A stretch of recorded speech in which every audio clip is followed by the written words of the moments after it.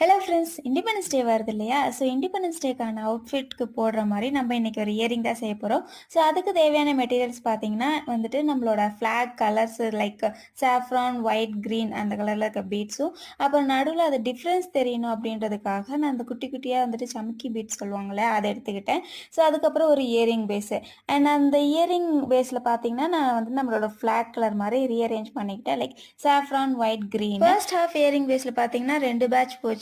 And அதுக்கப்புறம் அப்படியே wise வர்ஸாவாக நம்ம க்ரீனு, ஒயிட், ஆரஞ்சு அப்படி போட்டோம்னா நம்ம வந்துட்டு தோடு மாட்டும் போது கரெக்டாக அந்த ஆர்டர் வைஸ் வரும். ஸோ அதே மாதிரி பண்ணிவிட்டு லாஸ்ட்டாக அந்த எண்ட் இருக்கு இல்லையா, அந்த எண்டையும் நம்ம கர்வ் பண்ணிக்கணும். அப்போ தான் நம்மளோட பீட்ஸ் பார்த்தீங்கன்னா வெளியே வராமல் இருக்கும். ஸோ அவ்வளோதான், நம்மளோட இண்டிபெண்டன்ஸ் டேக்கான இயரிங் பார்த்தீங்கன்னா ஆல்மோஸ்ட் முடிஞ்சிருச்சு.